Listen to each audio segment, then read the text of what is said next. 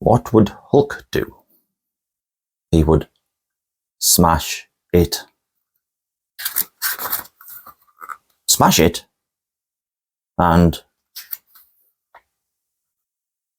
smash it. Hello, I'm back. Roll titles.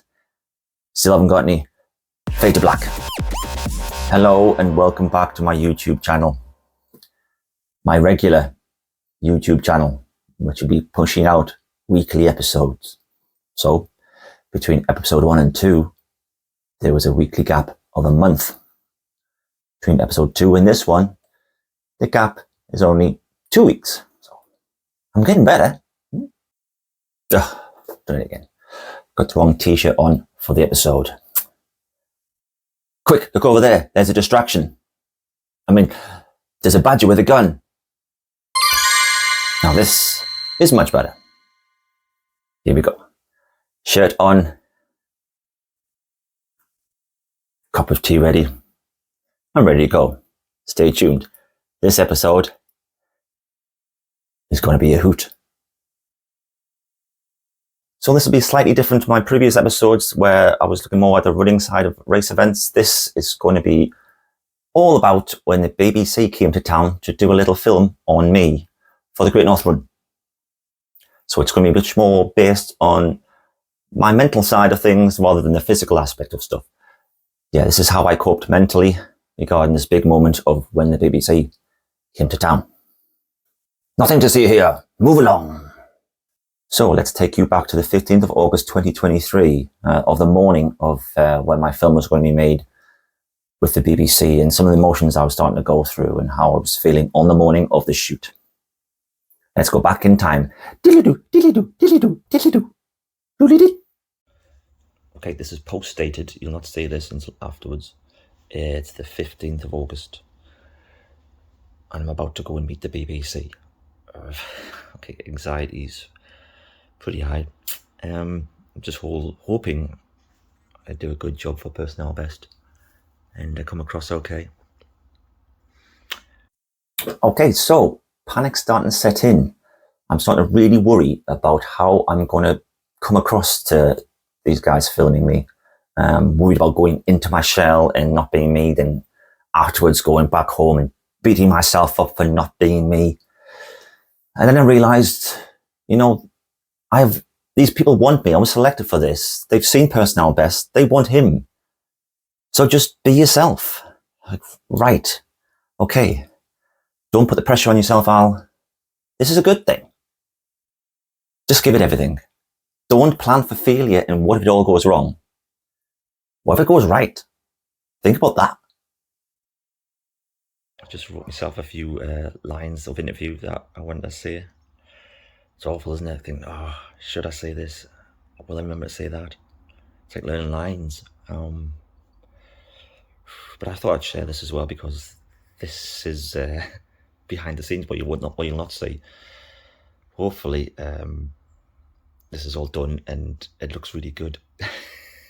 Which at the moment, it's not good when you struggle with your mental health, and one of those issues means your memory's not that great. And then you gotta go and talk about yourself. Another part of it is, with my mental health, is such a low self-esteem and compassion. So yeah, someone puts a microphone in my face and says, sell yourself. Well, personal, okay. You can do this all. Woosah.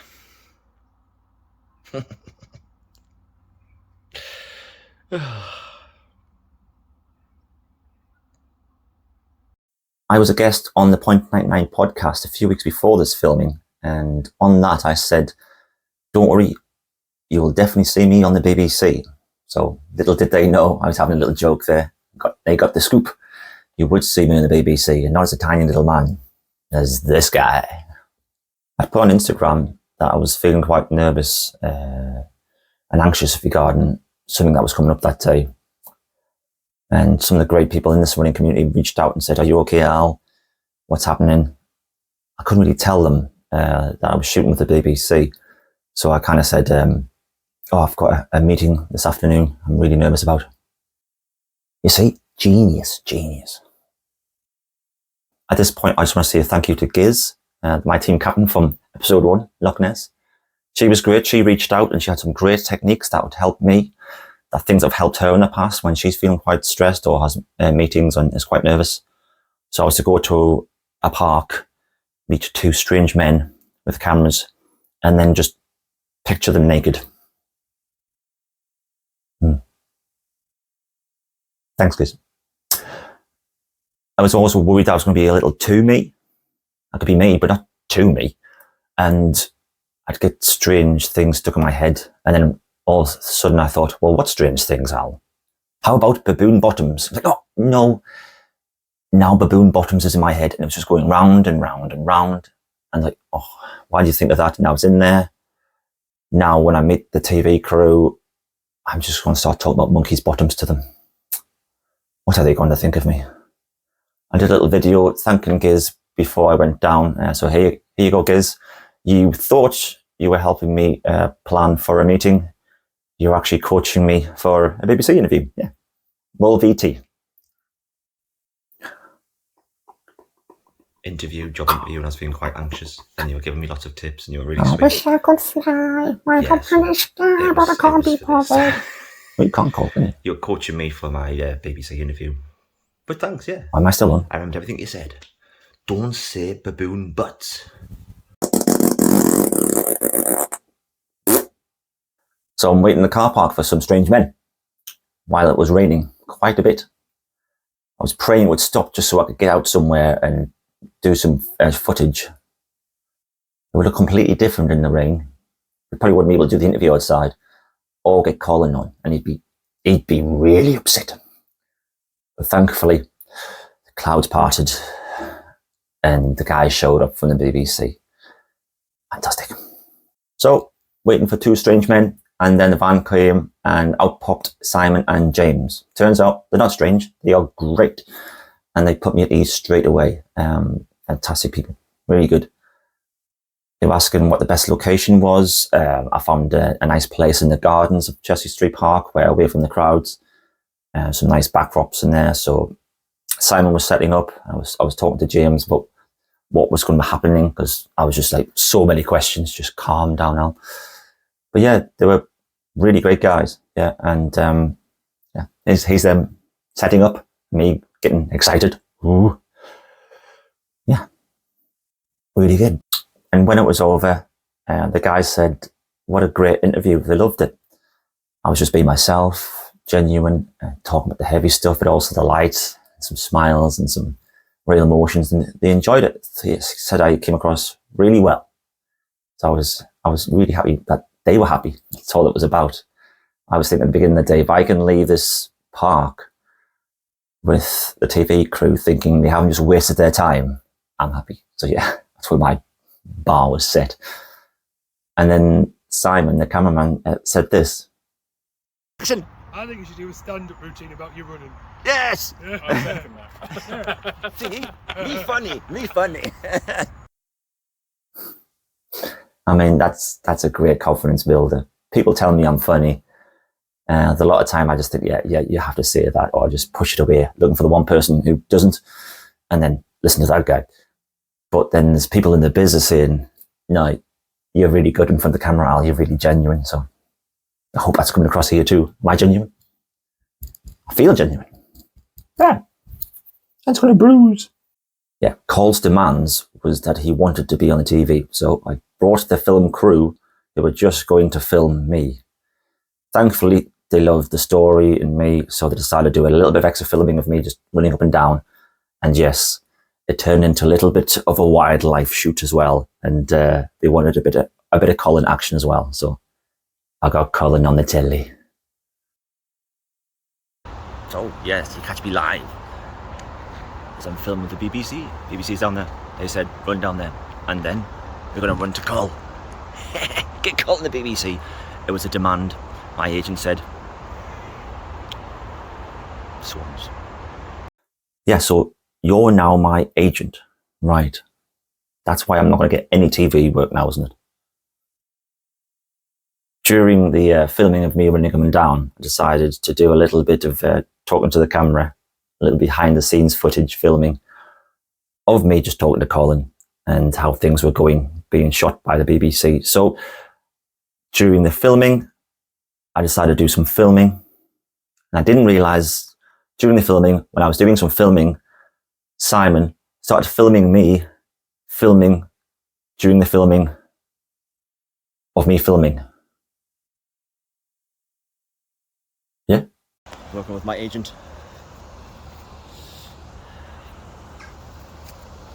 What's he like?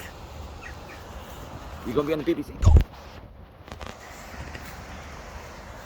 Afterwards, I was on cloud nine. I was so panicking about things going wrong. I didn't really consider much of how, if everything just went right, would I be prepared? But thankfully I was, and everything went great. And I did this video afterwards, and you can just see all that release of excitement was come shining through. Check it out. Okay, that was mad.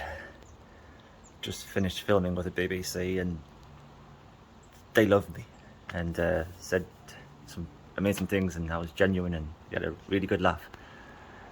Wow. You get stressed and worry about something so much, worst case scenario, and then when it goes like that, that's can't wait to see it now.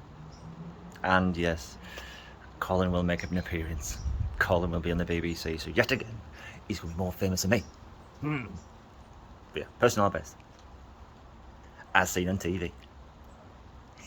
Okay, it's time to show you the film that went out during the Great North Run, which was seen by millions and millions of people. I was interested to see how they edited it down, because I talked for quite a bit to the guys, and they did a really nice job of the blend of the happiness and the sadness, and at the end with a smile. I thought that was a lovely ending to it as well. You can see how genuinely happy I am. So yeah, here's my film.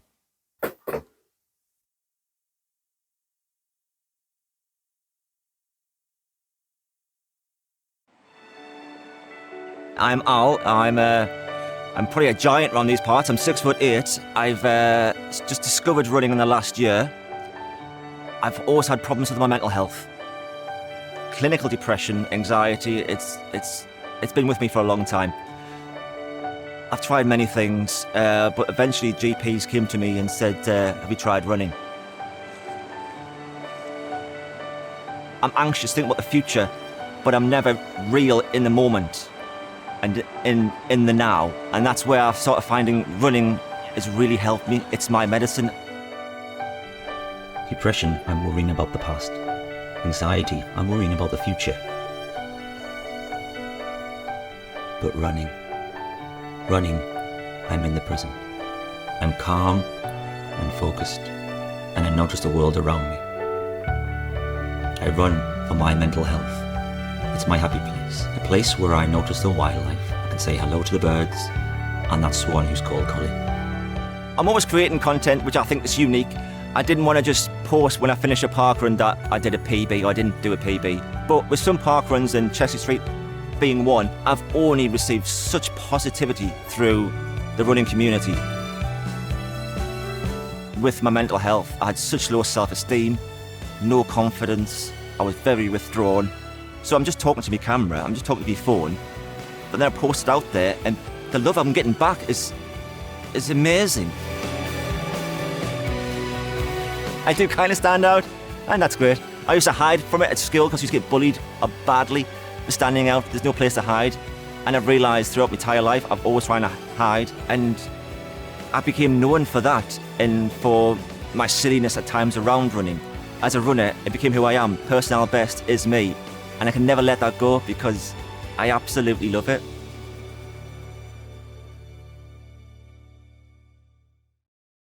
So all I can say is for the guys during the shoot, Simon and James, thank you so much for your professionalism and just being just great guys. It really, really made a moment in my life just shine.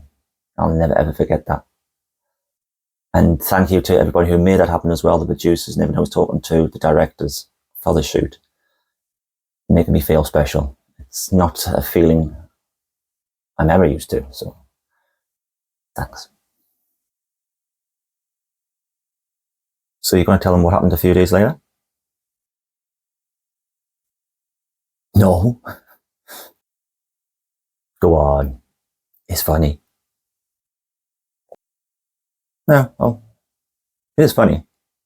Okay, so a few days after that, an Instagram runner was coming past my neck of the woods from Wales and said, can I come in and check in on you and see the staff personnel best? And I was like, sure. So he came and met Colin, and I was there too. So yeah, a runner who I hadn't met before, but I'd talked to a few times on Instagram, Jay. I met him and he came to my local park and we did a little run together. It was good.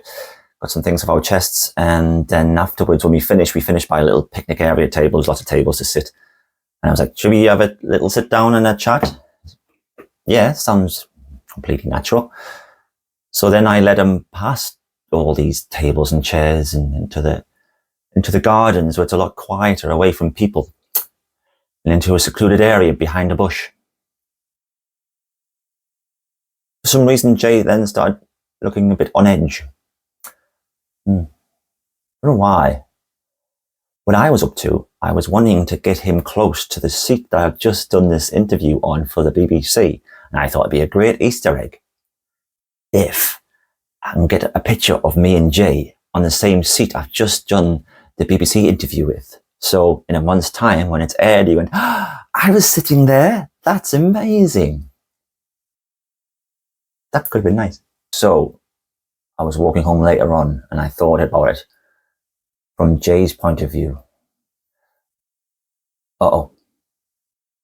He'd agreed to meet a man he'd just met on the internet, a stranger. And when he arrived, the stranger led him to a quiet area of the park, away from prying eyes, where they could get some secrecy behind a bush.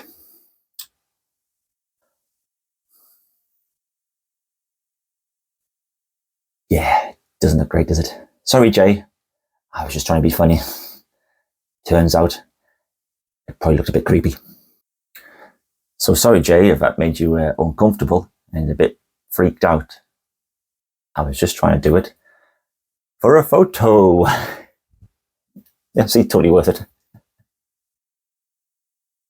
Me with my reputation. So there we have it. The lesson I've learned from this was stop planning for a worst case scenario, because it might just go the way you want it. Don't plan for failure. Plan for success. And as a bonus, it may make a guy from Wales feel really awkward. Okay, thank you for watching. If indeed you still are, please like and subscribe. My next episode will drop in a week's time, so hopefully that could even be in a week. As a Hulk would say, whatever you're doing out there, smash it. And yeah, from me and Cole, it's bye-bye. No, Cole, I wouldn't ever throw you. Although you haven't got me any TV work, have you?